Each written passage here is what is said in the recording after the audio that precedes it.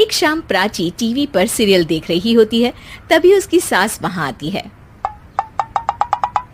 अरे सीरियल में तो ऐसे मग्न है जैसे आज रात का खाना पड़ोसी आकर बनाएंगे।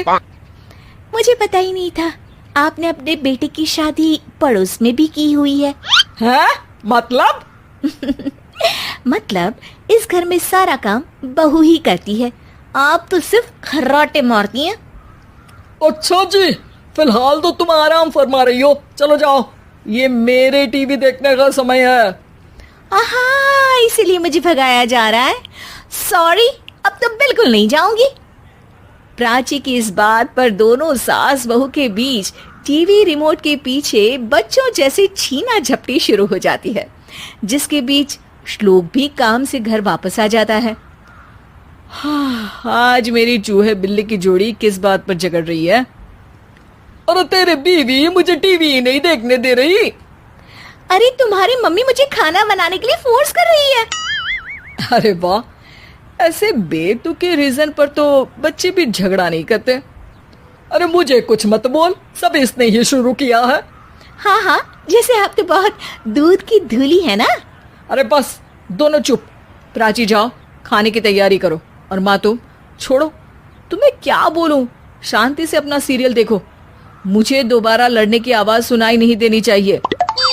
ऐसा बोलकर श्लोक वहां से चला जाता है, जिसके पीछे पीछे प्राची भी कुछ न कुछ बड़बड़ाते हुए रसोई में चली जाती है। हाँ हाँ, सासू जी को तो कुछ बोलेंगे ही नहीं, बस मुझ पर ही हुक्म चलता है, खाना बनाओ, जैसे मैं इनके घर में खाना बनाने के लिए आई हूँ। इसी तरह शाम बीतती है और रात को श्लोक और प्राची की सास खाना खाकर सोने चले जाते हैं, लेकिन प्राची गुस्से में कुछ खाए बिना काम में ही लगी रहती है। इस घर में किसी को घंटा फिक्र नहीं पड़ता, मैं खाऊं या भूखी रहूं। प्राची कुछ देर के लिए रसोई से बाहर जाती है और जैसे ही वापस आती है तो वहां दूध का भरा ग्लास देखकर हैरान रह जाती है। फिक्र पूरी है, बस दिखाना नहीं है। प्राची दूध पीकर सोने चली जाती है और अगली सुबह एक बार फिर सास बहू का कार्टून नेटवर्क स्टार्ट हो जाता है। ये तुमने ही किया है। अरे अजीब जबरदस्ती है, मैं बोल रही हूँ मैंने कुछ नहीं किया। दोनों ने मिलकर पूरे घर को पागल खाना बनाया हुआ है। यहाँ कोई नॉर्मल इंसान तो रह ही नहीं सकता, इसीलिए अब पड़ोसी क्या रिश्तेदार भी घर आने से कतराते हैं। और सुन बेटे, तू भी चंगा, तेरी माँ भी चंगी, तेरी बीवी भी चंगी, रिश्तेदार। हाँ जी, आपको नहीं पता क्या, गंगाधर ही शक्तिमान है, रिश्तेदार ही। हाँ हाँ, बस समझ गया। कभी जानवरों जैसे लड़ेंगी तो कभी जुगलबंदी करेंगी। भाई मैं आप दोनों के बीच में नहीं फंसना चाहता। सास बहू की इस मनमौजी जोड़ी से परेशान होकर श्लोक अपना सिर खुजलाता वहां से चला जाता है। चलो अब मैं भी कीर्तन में जा रही हूँ। इस पर जैसे ही सास कमरे में अपना पर्स लेने जाती है तो वहां नाश्ते की प्लेट रखी देख मुस्कुराने लगती है और नाश्ता करके घर से बाहर निकलते हुए कुछ पैसे टेबल पर रख जाती है, जिसके कुछ देर बाद सिलेंडर वाला घर आता है। ओ मोरी मैया, मैं सिलेंडर के बारे में तो बिल्कुल भूल ही गई थी। घर खर्च के सारे पैसे भी मम्मी के पास है और श्लोक से बोला तो उल्टा 4 बात सुनाएंगे। प्राची ये सोच ही रही होती है कि अचानक उसका चेहरा चमक उठता है और वो घर में आकर इधर उधर देखने लगती है। तभी उसकी नजर टेबल पर रखे पैसों पर पड़ती है, जिन्हें वो सिलेंडर वाले को दे देती है। ये सब श्लोक देख लेता है। अच्छा बेटे, इतना बड़ा घोटाला, सबके सामने मैं तेरी दुश्मन और पीठ पीछे तेरी मेरी यारी। इस पर श्लोक एक प्लान बनाता है और शाम को सब एक साथ बैठे होने पर बोलने लगता है। माँ, तुम दोनों की बहुत लड़ाई होती है, इसलिए मैं सोच रहा हूँ कि प्राची को उसके घर छोड़ाऊं, इससे वो भी खुश रहेगी और तुम भी। अचानक श्लोक की ये बात सुनकर सास बहू शौक से उसकी तरफ देखती हैं।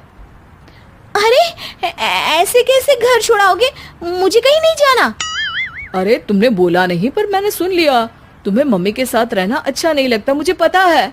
अरे वो, अरे जब बहू खुद कुछ काम बोले तो वो तुझे सुनता नहीं, और अब जो इसने बोला ही नहीं वो तू समझ गया। जब उसे नहीं जाना तो फिर जबरदस्ती क्यों कर रहा है?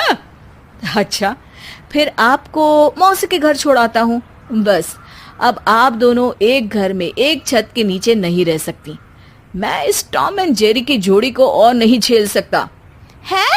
ऐसे कैसे नहीं रह सकते? तुम्हें इतनी दिक्कत है तो तुम्हारा बोरिया बिस्तर पैक कर देती हूँ, लेकिन मम्मी जी कहीं नहीं जाएंगी। बिल्कुल यही सुनना था मुझे। अगर दोनों में इतना ही प्यार है फिर हर वक्त ये लड़ाई का नाटक क्यों करती हो? देखा मैंने कैसे माँ किचन में दूध रखती है और तुम उनके लिए कमरे में नाश्ता रखती हो, और कैसे वो पहले ही तुम्हारी दिक्कत समझकर घर में पैसे रखकर बाहर जाती है। अरे भाई, इतना ड्रामा तो डेली सोप में भी नहीं होता जितना तुम दोनों ने इस घर में फैलाया हुआ है। तू हमें टॉम एंड जेरी बोलता है ना, तो याद कर वो दोनों भी एक दूसरे को बाहर वालों की बुरी नजर से बचाने के लिए हमेशा सबके सामने लड़ते थे, लेकिन अकेले में दिक्कत के समय मदद भी तो करते थे। बस हमारा रिश्ता भी कुछ ऐसा ही है। और वैसे भी अगर सास बहू में तू मैं नहीं होती तो दुनिया वालों को कहानियां कैसे मिलेंगी?